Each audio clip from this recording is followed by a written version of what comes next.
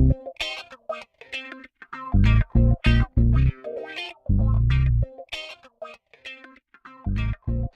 everybody, Jim Setzer, Images by Design, and welcome back to my studio where we've got a couple of special guests in the studio tonight. We're going to be talking all about creative composition. Now I've got my slide stack like I always do, but these guys have brought their own experiences and they're going to chime in and provide their own opinions, their own experiences, and where I've forgotten something, because I know I have. They'll say, hey Jim, you forgot this, or you're Jim, you are wrong, you're out of your mind. They can catch me in those lies and fix all that. So you all know me, you've been following all this stuff. I'll ask these guys to introduce themselves, tell them a little bit about their take, or give me one facet of creative composition that you do while you're out shooting. What do you look at through the viewfinder? What do you do to creatively compose your shot? Don't do the whole routine. Just give me just one example of something. Right. Well, first I'm Gene Tick. Whoop. And the phone rings. Yeah. It's for me. Of course. You want to start off? No, go ahead. Wait, Gene. okay. Gene Tick, a different perspective photo is my company. One of the things that I do which is actually what we were talking before when I'm looking to do a shot, is I kind of think about everything as a painting. And I look at it and I frame it. And big thing that I've been doing, especially like coming up here, talking to this group here for today, is I like to play with light, and I like to manipulate light and do a lot of low light photography, kind of edgy type of photographies. Mm-hmm. That's what I look to do. Okay, great. Thanks. How about you, Tim? I'm Tim Hennis. I don't have a company. I just shoot for myself, but Good. I don't know that I really have that much of a technique. I just kind of look through the viewfinder and see and I'll look at the scene and I'll move around and think about, well, where can I move this to or that to, or try to balance in foreground, background stuff. It's I just kind of do It's it. more tuition and feel. Yeah, huh? Whatever Okay. makes you Yeah. feel good. Uh-huh. Okay, great. So as always with these things, I throw down a list of topics that came to my pointed little head. And today our topics include, well, we just did our welcomes and introductions. We've got to go through all the usual rules that we all kind of familiar with, but we're going to go through them for these guys at in the home audience. We'll talk a little bit about some examples when you want to break those rules and how you can do it successfully. We'll talk about things like visual weight, complementary colors, framing your subject, separating your subject from your background, points of view, repetitions, patterns, and those kinds of things. How's that sound? Mm-hmm. Yeah? Okay, great. So we'll just kind of jump right in. Okay, first rule every photographer ever learns, right? Rule of thirds.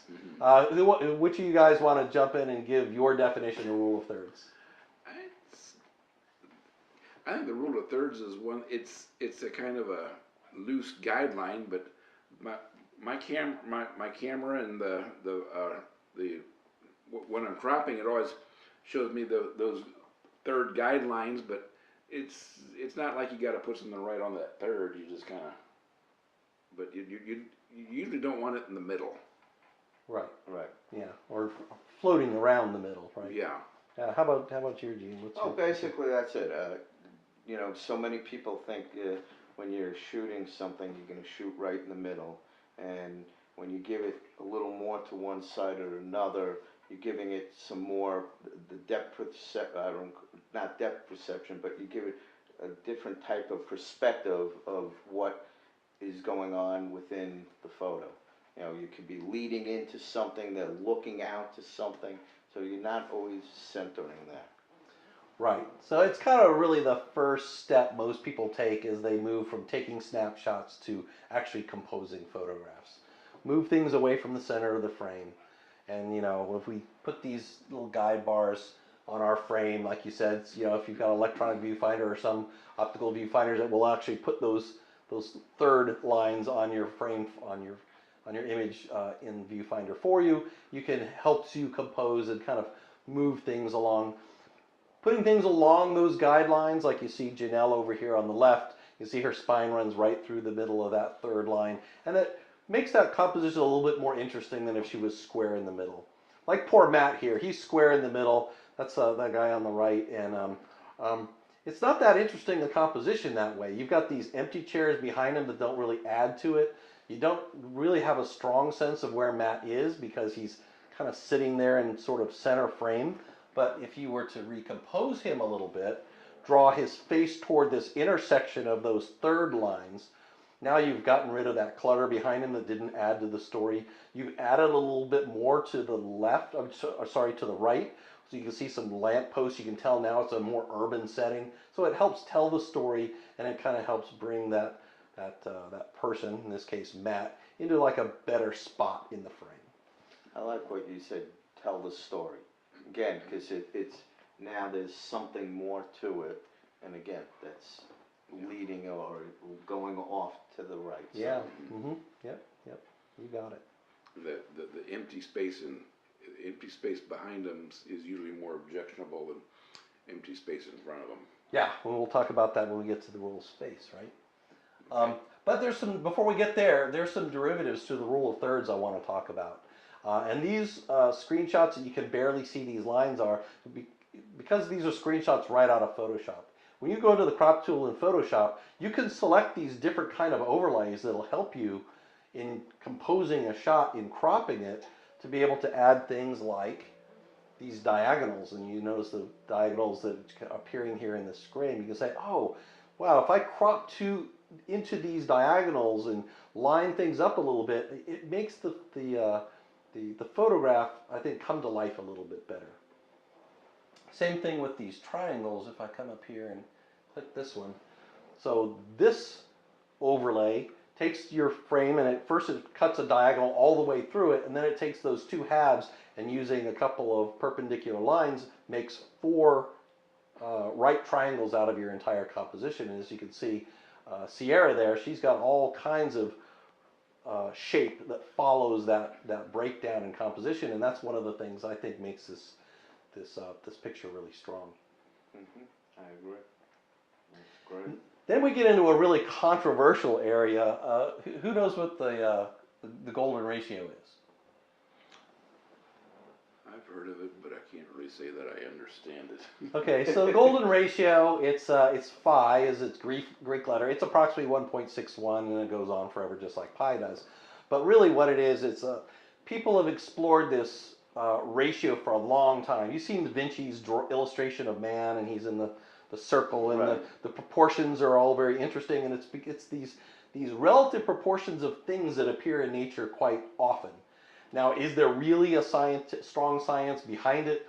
Well, people will argue that, and I'm not going to argue that here. But if you take this ratio and you apply it in different ways, and this spiral is basically that rectangle with those proportions, that 1.61 to 1, all stacked inside each other and opening up. You get the golden rectangle. You get this kind of golden spiral.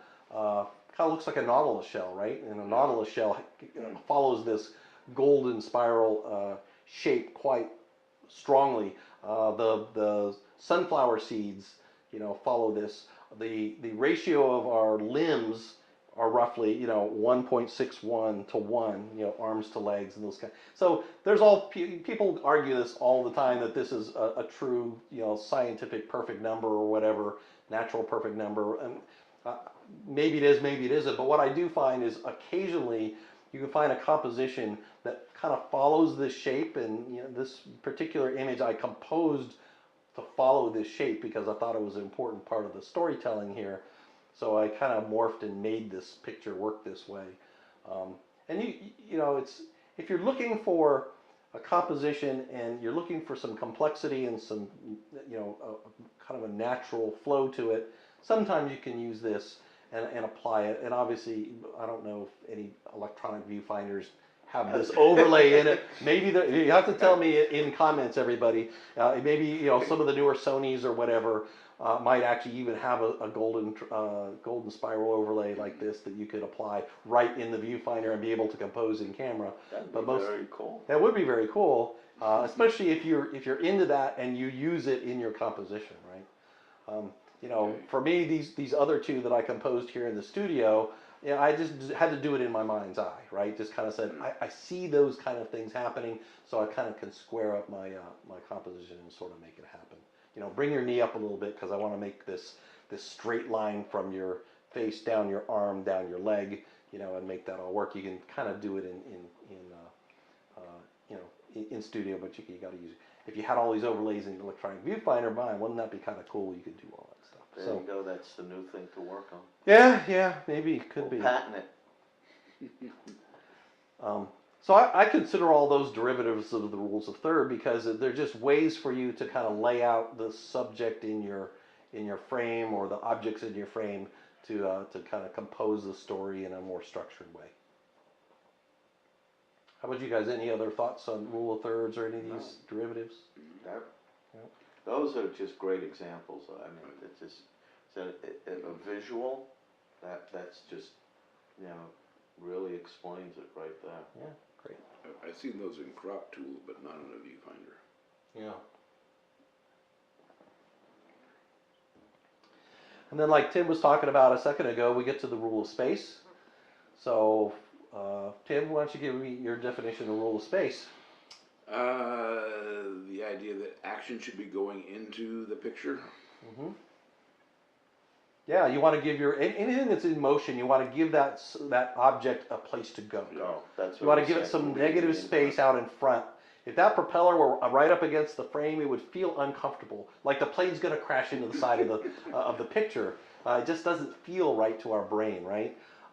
Same thing with people. If they're looking across your frame, you want to give them a little bit of negative space. Remember that picture of Matt? All that negative space in front of where he was looking. That gives him a place to look to. Right. If he's looking right at the edge of your frame, that's a very uncomfortable crop. And it creates some tension. And if you're not attempting to create the tension, then it doesn't make for a really good solid composition. How about you guys? Where do you guys use rule of space in your photography? A lot in my nature. Take the plane. I'll take some of my bird photos. Yeah, birds I'm and always when I'm shooting, I know where I'm following them, and I know I want to be. They're here. I want to have that space. The same thing. I want the feel of motion because they're flying. The plane is flying.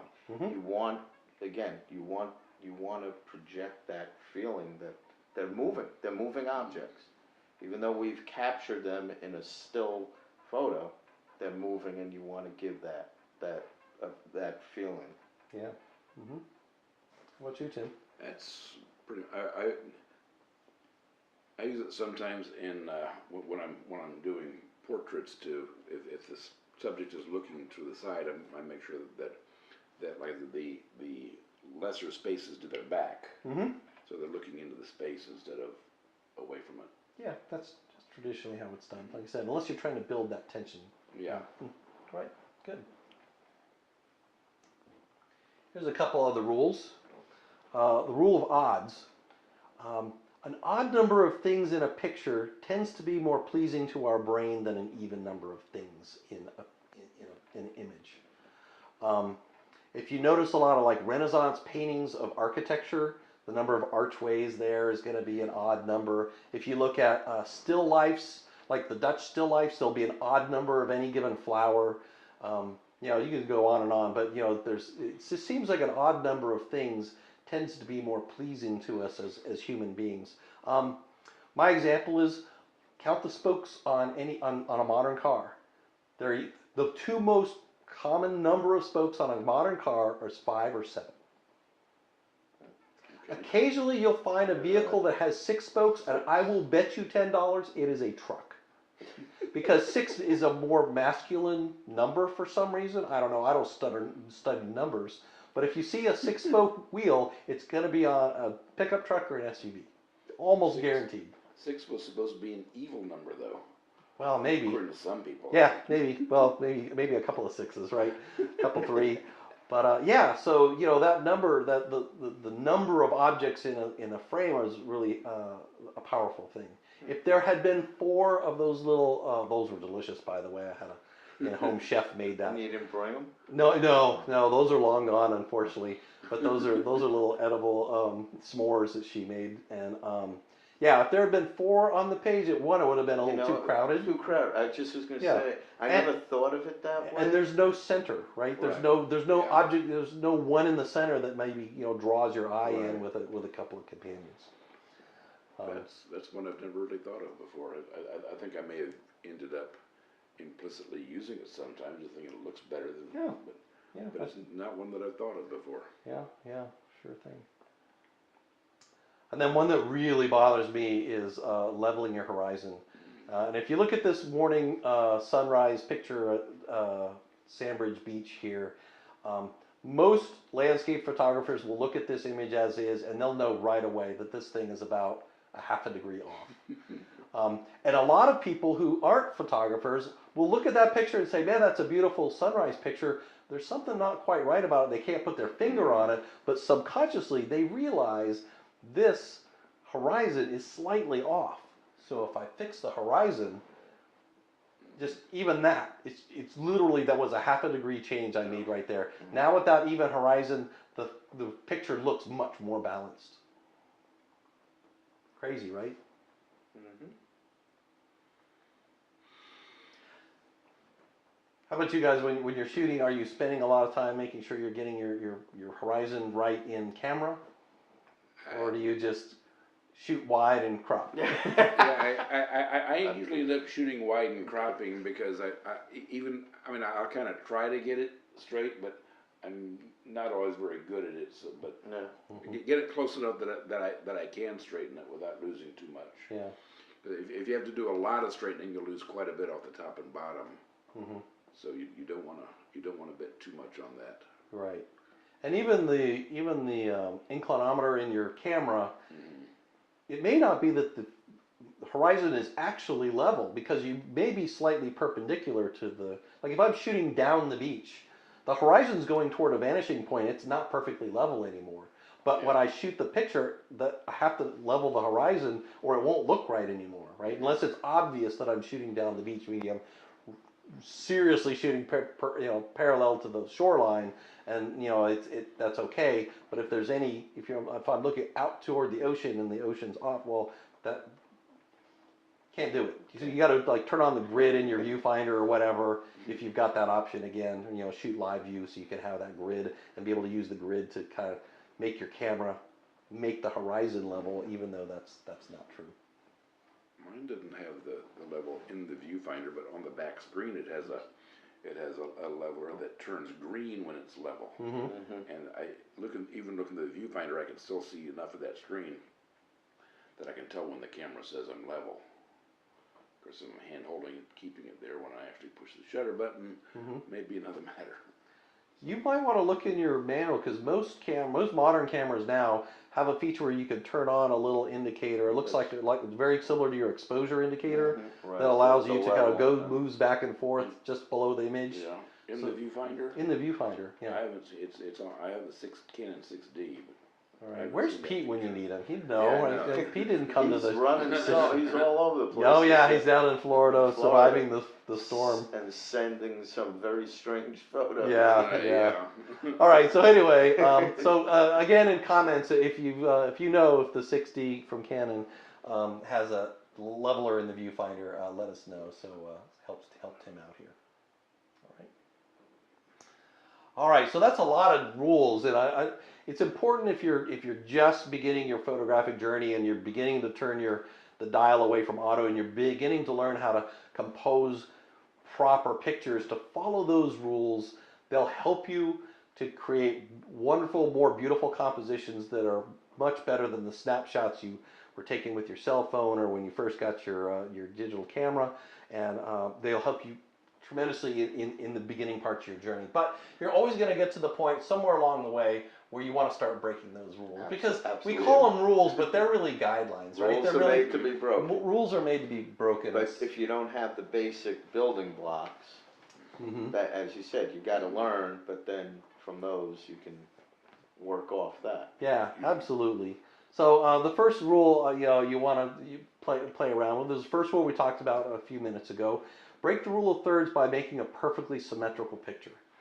So my patient son, or maybe not as patient, sat there or stood there for about 10 minutes while I put this camera on the tripod, and I tried everything to get this bridge perfectly in center, in frames, because even if you're just a few inches off, and you could crop in post, but you can't change the vanishing point in post, right? It'll always be something slightly odd about it. So, if you're going to break the rule of thirds, break it very purposefully. And one way is to make these perfectly symmetrical images.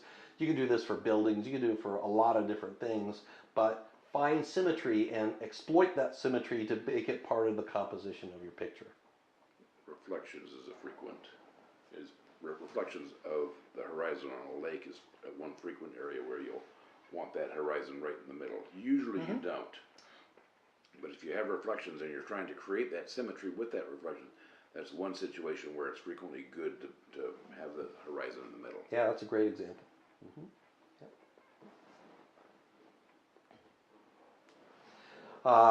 Let's break the rule of space here. Let's put, so in this particular example, I'm taking a little fashion license here, and I moved her completely half off frame because I really want to draw attention to her hair and the swirls and things. That's really where the story is. It's not her kind of smirky smile. And so, again, if you're going to break a rule, break it very deliberately. Don't kind of slightly break a rule, or it just looks like you're sloppy and you're taking a snapshot. Right? The first time I saw a picture where this was conscious, where I was told this is where we're breaking this rule and this is why, was when it was a woman who was looking out a window, and I forget what else was in there. It was there was her husband was away, like her husband was in the military and out to sea or something, and intentionally having her looking out the window because there's somebody else that's in the picture without being in the picture. And that was the case where he said, this is the one case where you want the person looking away from the picture. Yeah, makes sense. Yep. Wow, what happened to the picture there? That's kind of weird. It looks good here. Hang on, let me back up. It's just what you guys are seeing. There we go. Okay. It's the wireless display thing. Yeah, it's the wireless display. So, okay, so that was just in studio there, guys. Breaking the rule about leveling your horizon using a Dutch tilt. And this is where you're deliberately setting the horizon off by a significant amount. And it's usually between 10 and 15 degrees is usually where you would typically see a Dutch tilt. But a Dutch tilt is a mechanism that you can employ to add a bit more motion to the scene, right? So if you're driving along and you take a corner, right, you're moving in a circular motion. Your inner ear kind of sloshes around, and before your brain compensates for it, it seems like the horizon shifts like this. And so by adding a Dutch tilt, even if there's really nothing physically moving in the frame, it gives that sense of motion. Sometimes you can see this with car shots and things like that. And it could work to different degrees. Maybe it could be overdone a lot too. But a Dutch tilt, like, again, when done purposefully, can add a little bit, add an element to the picture. I'm usually not a fan of those. Yeah, you are or you're not. Yeah. I don't know. It works for certain things, and again, if that was just plain, everything was level, it's just a picture. It's just a picture of a family on bicycles. This again gives that feeling of motion, and that's what you're on bicycles. You want the feeling of motion. So. Right. I get what you're saying. It's not being I have seen it work, but I've seen a lot more where it didn't work for me, although other people seem to like it. So right. And again, it depends on. I mean, for here, it just changes a picture, just a basic picture of the family. Yeah. Let's catch where we were. We were talking about the motion, actually just feeling like that they're doing something instead of just a flat, just a stagnant picture. This gives it action. It gives it something more than just their bicycles are in motion. Okay, if it was just a level picture, it's just a picture of the family. It's nothing there. you know. Right. I think some of us that kind of remember the old like 1960s Batman serial where every fight scene was done with this horrible Dutch tilt. It got this kind of really campy. Right. It got this really campy reputation Yeah. for a while. You know, and you're right. You see Dutch tilt overused. If there's no picture there and you're trying to save it by throwing a Dutch tilt at it, you failed already. So it's not going to save Yeah. it. If you go in with the idea that, wow, I think maybe this composed with a Dutch tilt might add a little something to it, maybe you got something Yeah. there, right? But Right. it's an experiment. It does sometimes work. Right. So, you know, again, the takeaway is know the rules, apply the rules to create, you know, reasonably competent compositions, and, you know, break the rules where it makes sense for those artistic reasons. All right, let's talk a little bit about visual weight. So when our brain sees something, maybe it's a piece of art, the very first thing our brain does is makes a distinction between the bright areas and the dark areas, the luminance of this image. Before it can resolve colors and everything, in the first couple of microseconds, our eye, our whole visual system goes toward the light parts first, and then we explore the shadows and the darks. And that's why brighter parts of your picture have higher visual weight than the darker parts of your picture. So if you've got a bright area on the left side of your picture and the dark on the right side of your picture, that image is going to be very left weighted. And so you're going to need to find a way to balance that out. We'll go through all these different kind of visual weight properties. Just like luminance, color has visual weight. So the warmer colors, and it's kind of similar to this luminance, the warmer colors have more visual weight than the cooler colors do. So even though this red and this yellow squares combined are actually smaller area than the blue rectangle, they balance this picture quite well. Size, as you might imagine, it provides visual weight, so larger objects in your frame are going to have more visual weight. That's a no-brainer. Lines, the actual lines themselves have a lot of visual weight that other shapes and other things do not. And in fact, lines tend to be the highest visual weight objects in your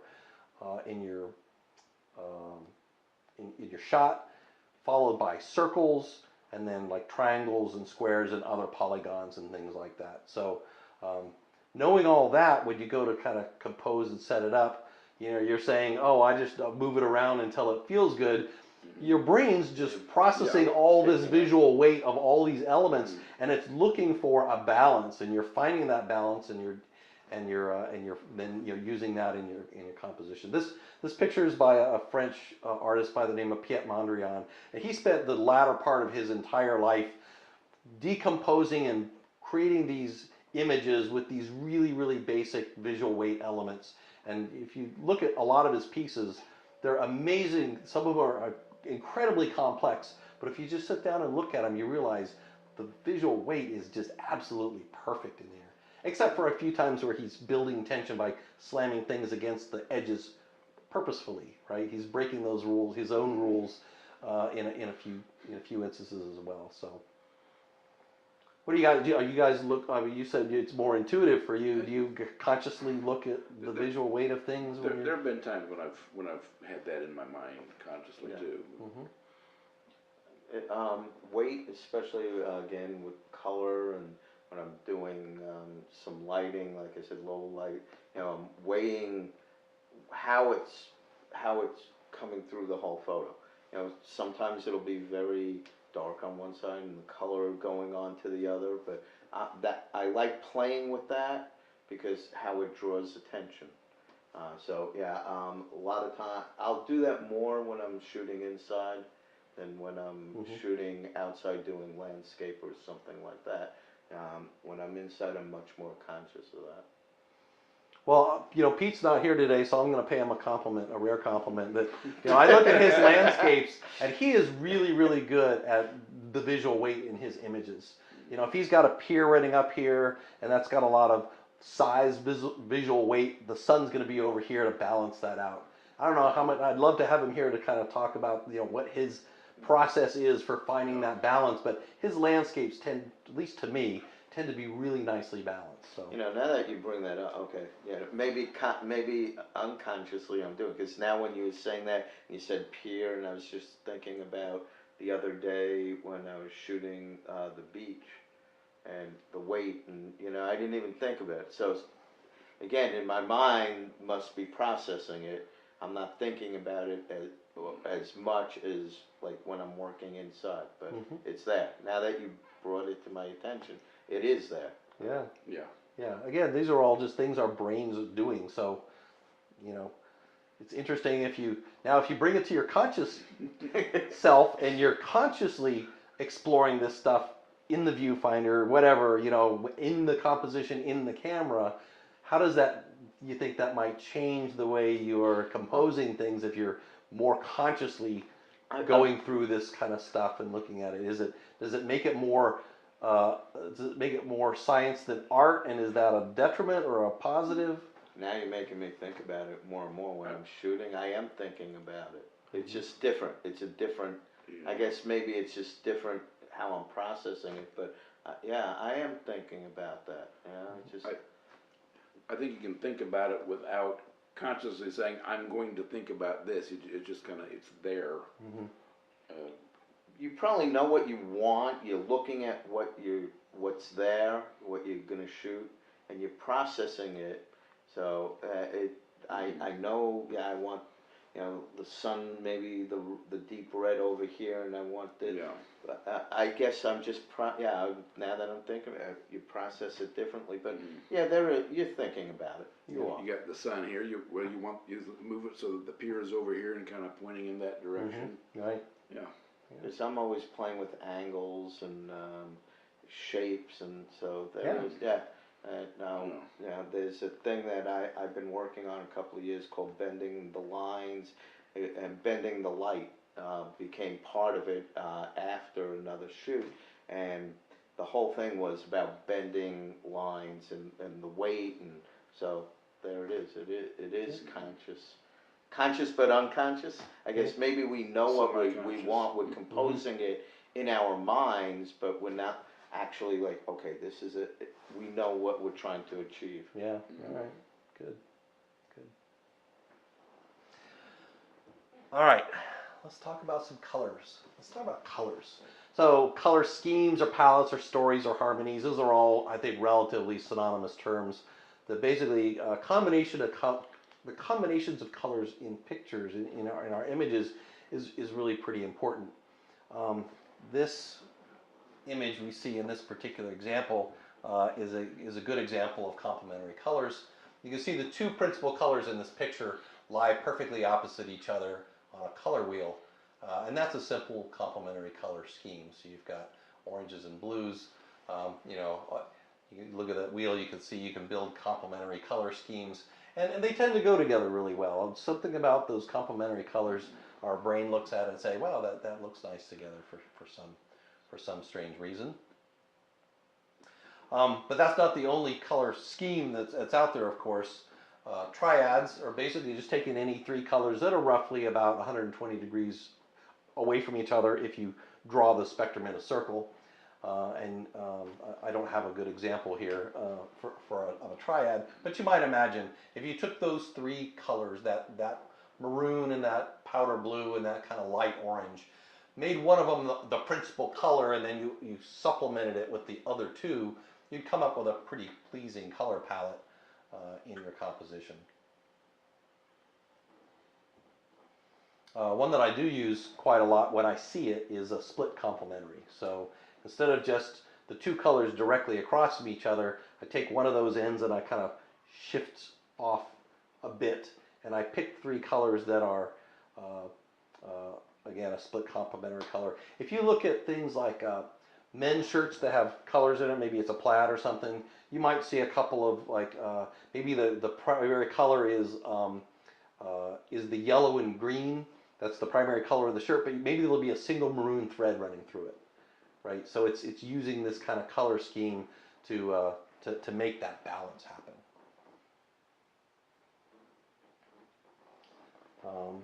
So an analog, and that's just using, you know, colors that are side by side as a common palette. So if this was just that lower corner of this photograph where it's just the reds and the oranges, I'd call that an analogous color palette because there's nothing across the wheel from it. There's just reds and oranges and a little bit of yellows in there.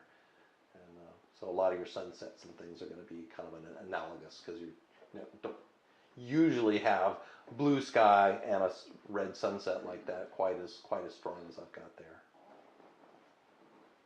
How about you guys? Do you think a lot about your color palette when you're shooting landscapes and Yes. such? It's not something I'm real strong on.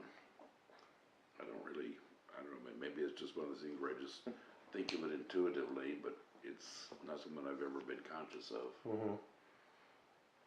Yeah, so like for instance, back to this thing, let's see if I can jump back a couple. I've never been good at matching colors other than I feel like I know it when I see it, Yeah, but I can't tell you why. right. Because it's pleasing to the eye, Right, you're seeing yeah. it, and that's exactly what you were talking about with. Or I can't see this color and say, oh, that other color will go good with it until I see it, and then I can say, okay, that I like. But Mm-hmm. it's, Right. So like if I had, oops, oh, I killed it. Uh-oh.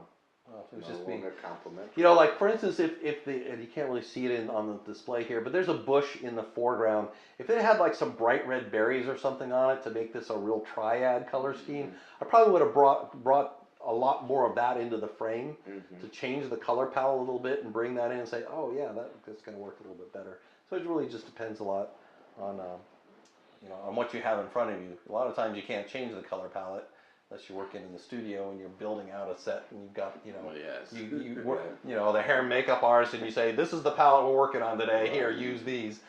If you're out of nature, you're going to get what nature gives you. When you only have a little bit of ability to tweak those tones without seeming unnatural, right? All right. Hey, frame your subject. It's seems kind of simple, but why not? In this picture on the left, Denise, I wanted to give a little bit of sense of depth, and so you see the little foreground bokeh kind of bushes there, and the bushes in the background, and she's completely framed in greenery, and so that's one way to frame your subject is kind of put them in a space where you've got some natural framing around them. We've all seen the picture of like through the trees, and there's the farmhouse in the background, and there's a log and some trees that are all around the outer edges of the frame, and that's a natural frame. I don't have one of those. We're fortunate here in Virginia Beach. We've got a lot of piers, fewer by the day, but we used to have a lot of piers here. And how many of us who hasn't shot the under the pier shot, because it's such an easy natural frame to put people in, and it's relatively not distractive if you shoot it right.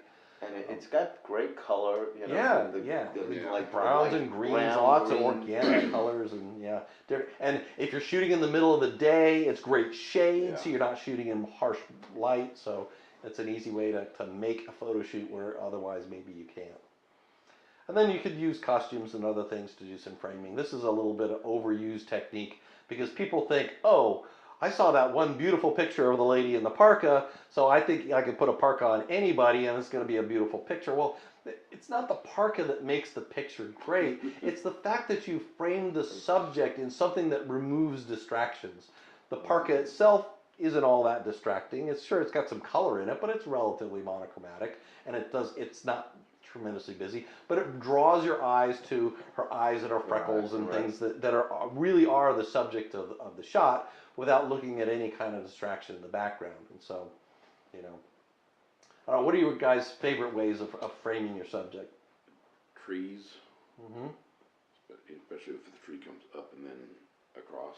Oh yeah. That can make a good frame. Yep. Mm-hmm. I don't have a favorite per se, but one of the things I've been playing with is ring lights. Oh. And actually I did a shoot, I never used one before a couple of years ago. Actually, instead of shooting just through it, I backed off, and the ring light actually becomes the frame, and it changed everything. And the thing is, after doing that shoot, a number of photographers I was shooting with, I missed the next shoot. They all did it, and it's a very cool effect. It was playing with it, and again, you know, breaking rules and all that. But here you go. I was like, how's this gonna work? So you got the light on the inside, you got the light you're shooting through. I'm starting to play with that a lot. It's kind of fun that way. And then out when I'm shooting outside, like where I was shooting barns. I like to kind of, you know, someone standing there and you're framing them in the door and partially Yeah. looking around. There's one Doors and shot I windows. did that. I like that kind of thing. You know, odd shape things too. Mhm. You know. Yeah, because if it's literally shooting through a door frame and you're just, you know, framing around the door frame, it's like, okay, Yeah. whatever. But you find something interesting. Maybe it's it's a broken board in the side of a old barn, and you're shooting through that.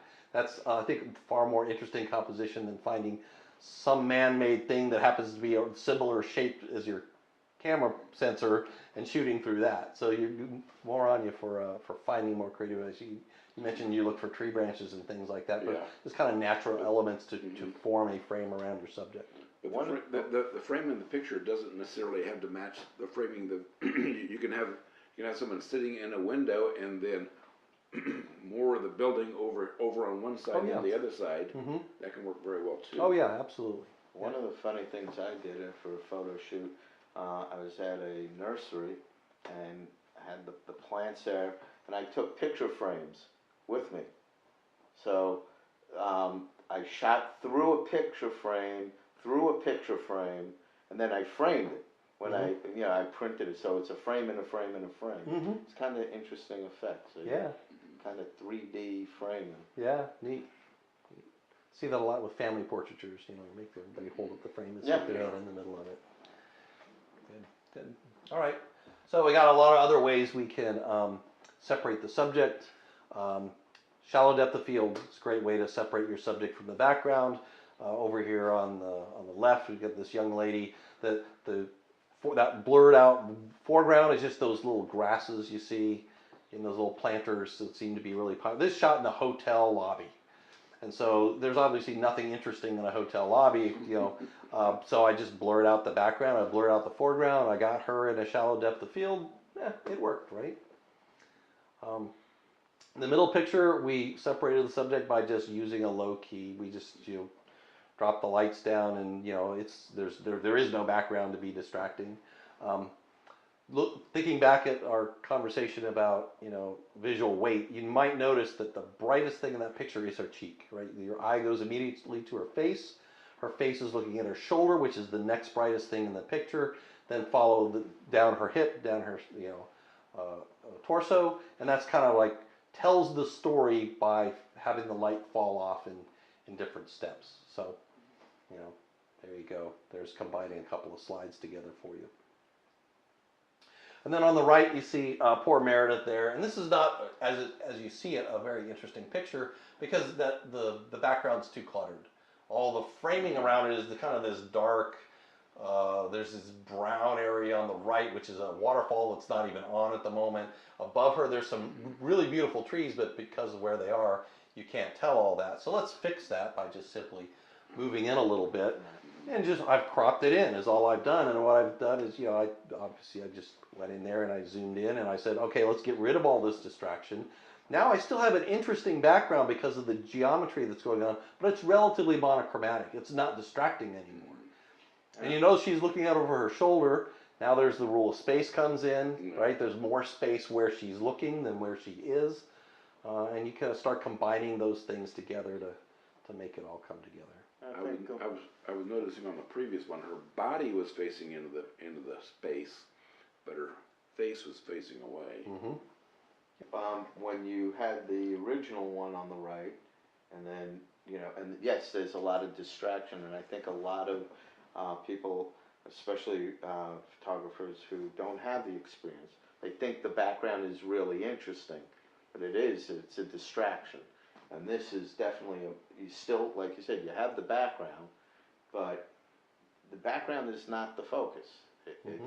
It's the person here, and they forget, and they're shooting, and you have all that stuff. I call it just noise in the back. And this brings out exactly what you're looking for. Yeah, anything that does not add to the story distracts from it.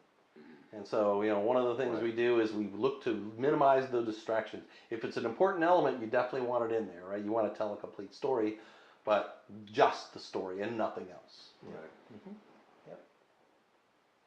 Great. Think about your point of view. Now, you don't have, not everybody has to run out and buy a drone right away.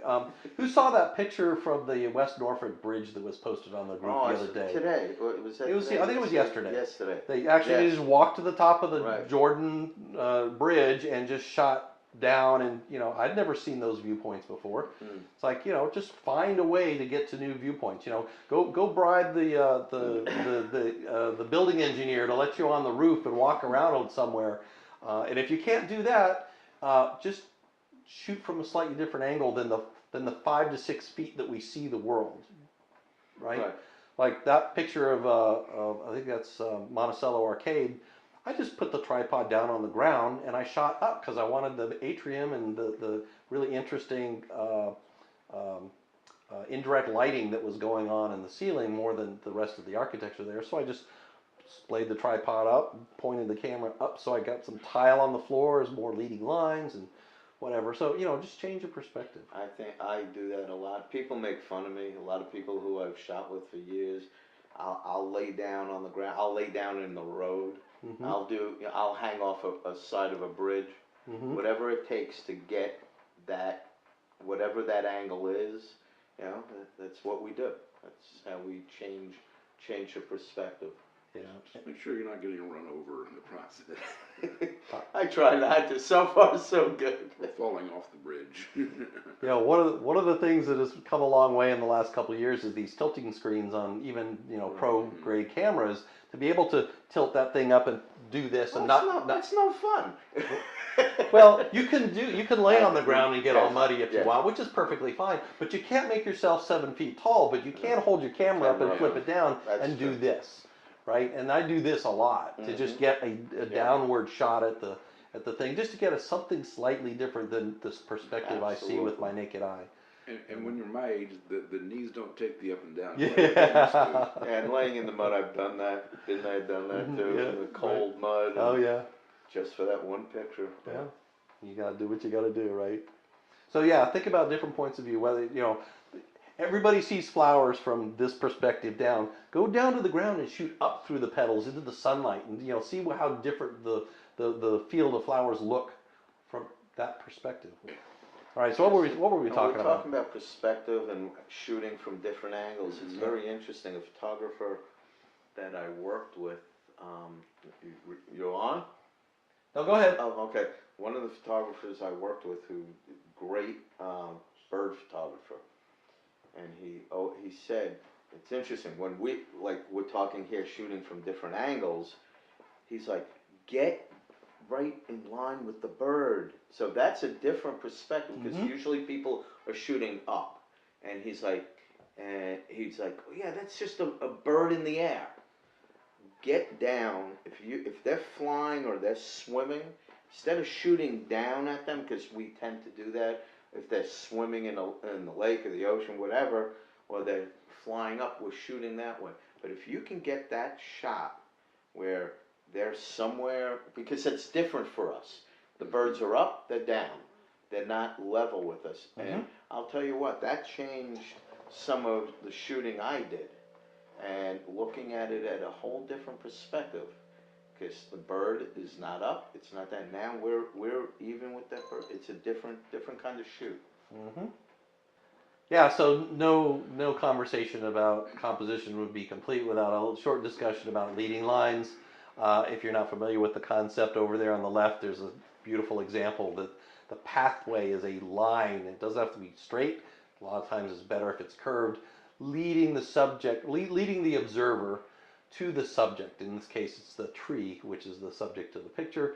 So the pathway forms this nice leading line to kind of guide your eye to land successfully on the subject. The picture on the top right over here, that's Virginia International Raceway, one of my favorite tracks. I've run here hundreds of times. Anyway, the leading line in this one, the back curve up at the top of the frame is called Daskar Bend, and the lead car here, the green and blue car, is coming into turn 4. Anyway, you don't want to know all about that stuff. This is photography, not motorsports. But the leading line is walking you from the back of the pack up to the guy that's in the front. And then this bottom picture is Kerr Dam, and this is kind of more of a Sin City takeoff. So all these leading lines of the concrete of the dam are leading you toward the Marissa's Eye there, and that kind of strange picture. So what are your guys' favorite examples of using, what things do you like to use as leading lines? That I would say really just depends where I'm shooting, what I'm looking at. Mm-hmm. That could be, I would have to be looking at whatever it is to kind of figure it out. I used to shoot a lot on the river, so the river leading in. Yeah. Something to that. Hiking trails. The Yeah. same thing. With what you're saying. Those are fences. Mm-hmm. That kind of thing. Yeah. How about you, Tim? Fences, roads, like I said, the pier pointing out toward the Yeah. setting sun. Mm-hmm. Right. Especially if you can get something else that's pointing in that direction. I'm so glad neither of you guys said railroad tracks, because man, that is such an overused cliche for Yeah. leading lines. I've But I done like railroads. Yeah, I know, but one, they're not safe, right? I mean, unless you absolutely positively know for sure it is an out of service track. I mean, look at all you hear, several stories a year of photographers, having problems with that, and we don't want any of that stuff. So don't do railroad tracks. There are plenty of other sources of leading lines, and go out and find them. Find something unique, because railroad tracks has just been done to death. Everybody's done it. I love those pictures of those roads like out in Arizona that just undulate and go on forever until you get to some rocky monolith or something like that. Those are all beautiful, and I still like seeing those from time to time. But even that's been overdone, right? We've all seen too many of those pictures. So when finding those leading lines, look for something new and interesting. Fence lines, chains, even lines in the sidewalk and tiles and things like that can form leading lines. And and it doesn't have to be an actual line. It could be rows of things. Right. Like, imagine seats in a movie theater form these great leading lines that can draw someone down the rows and rows and rows in a V pattern to a single subject. Those are things that can form leading lines that aren't necessarily even lines, right? Our brain makes the connection and turns dots or something into lines. And find those things, and that's really much more interesting composition, I think. Okay. All right, what are my other thoughts? This is kind of my wrap-up slide. So, compose for your intended output. So, even though our sensors in our camera are 4:6, it doesn't matter how big the sensor is, they all tend to be about a 4:6 ratio. Not all outputs are 4:6. If you post to Instagram, you got to be thinking about 1:1. And you got to be thinking and composing that you're going to have something at the end of the day that needs to be that complete story in a 1:1 ratio, and it has to be interesting. And it has to be simple, right? Instagram, you're looking at these tiny little thumbnails. You can't put really complex imaging out there, and people are just going to scroll right on past that. If the goal of Instagram is to get people to stop scrolling at your picture, take a look at it, maybe like it, even better, follow you, well, then it not only has to be properly composed in that aspect ratio, it also has to tell its clear but complete story in a very, very simple way. Very simple compositions work for Instagram perfectly. Now, on the other hand, if you're printing a large print, you can put tons of detail in there, because the observer in that case has got time to explore all that detail and take it in and look at a story that unfolds. And so the more complex images work better in very large formats. If you're just posting to even things like Facebook, you don't have people's attention very long. No. You got to catch their eye quickly. You got to have a hook in that image. And so compose with that intended output in mind. And maybe a lot of times I'll take 3 and 4 shots of something, because I know I'm going to need slightly different compositions because I'm going to use that. I'm going to hopefully use that shot in a number of different ways. Well, and that's where, social media has changed how we shoot too. Because I'm usually shooting in the sense of, like I said, I compose as I want to see something on the wall, a print, or as I call the painting, you know. Now, like you said, you have to take different shots because we all rely on social media. We want to put it out there. Mm-hmm. Now we have to think differently. Right. You know, if my client is saying, "Oh, I think I'm going to do an album like this, 8x10 pictures," Yeah. well, now I'm going to be thinking either 8x10 or for a full spread image, you know, they're going to do that the other way. So, you know, 16 by 10. 16 by 10. Yeah. Like I said, tell a clear and complete story. That's kind of what we've been saying all day.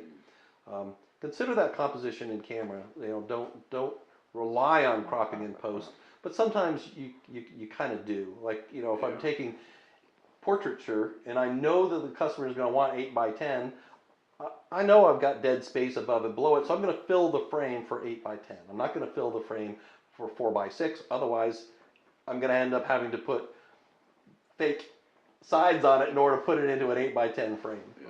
And if it's going to be framed, remember to give a little space because frames eat up, you know, usually about a quarter of an inch. Side. And so give yourself a little space there. Don't fill the frame completely if you think that the output may be something people are going to put in a physical frame. Mm-hmm. I always encourage people to study any kind of art, any kind of philosophy. And it doesn't have to be a visual art. It could be performing arts of any sort. Any kind of art will give fodder for your creative juices, right? And so I love working with arts galleries. I work with MoCA up the street here. Not only am I a docent, so I give tours through the spaces, which gives me an opportunity to build a relationship with art, new pieces of art all the time. But, you know, it helps me appreciate it. And I can see all kinds of things that give me inspiration to do more creative things. And I think that's really important as a photographer to not just think about photography. You know, go out and just enjoy art in its many, many forms, and you're going to find that your inspiration will come from other places, not just repeating what you see in other people's photographs. But on that note, if you find photographers whose work you respect, think about deconstructing it. Like, how did Ansel Adams get those beautiful contrasts? How did he get all that to work? You know, if you try to deconstruct it and try to, just as an exercise, reproduce it so you understand what that's all about, now you can take those lessons and apply them to your own creative efforts, and I think that's really important. That's not just great photography, that's really any photographer, is that anytime you see a picture that you like, take a look at it and ask what makes that picture a good picture. Oh yeah, absolutely. Absolutely. You know, and we've talked a lot about, you know, visual weight and objects and things, and you talked about finding leading lines in the picture and stuff. That's all very Gestalt psychology, right? It's really it's this kind of looking for those things that the brain connects with and bringing them up. So it's kind of important. If you understand that sort of stuff, or at least study it. I don't know if I necessarily understand it, but I read about it and go, and I say, yeah, that sort of makes sense to me. Then you can apply that stuff in your photography. I think you'll go a long way. So those are my other thoughts. I think that was the end of my slide stack. What do you guys think? Any other things you want to kind of throw out there while we've got an audience, or will have an audience? We'll have an audience. There you go. No, I think that this, talking about what we talked today, just it again, for all of us, reinforcing what we do and actually waking us up. Like I said, some things I'm doing that I don't even think about, but that's actually part of you doing your composing. And then for people who have not done anything other than the basic, this is a really good way to lead into, as you said, improving what you're shooting. Yeah. So. How about you, Tim? Any final words here? Thought was that I thought of earlier, but didn't put it in at the time, was you need to learn the rules to know how you can break them properly. Right. Mm-hmm. Yeah. Yeah. Put in the time, following those rules, seeing the results of those compositions, understanding why they work, so that when it comes time Right. to break them, you know how to break them in ways that does not seem happenstance. Right. You know, one of my favorite street photographers is a guy out of Chicago. My favorite picture of his, there's a street scene going on. It's a little bit politically charged, and the thing that makes the picture so much better than just a snapshot is there's a person walking out of frame, and they're right at the edge of his frame, and you can see a little bit of disgust on their face, like they're disagreeing with what's going on, so they are leaving, and it makes it such an amazingly powerful image.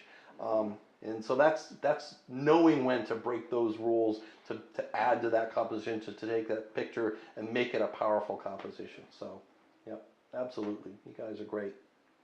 Well, I want to thank both of you guys for coming to the studio today and talking with me. Great input and comments. For everybody out there, when you see these guys, thank them for coming out. As usual, I'll take a few days and edit this up and throw the slides on screen so people can see what we're talking about here and get that up there. For Images by Design, I'm Jim Setzer. Have a great day, guys.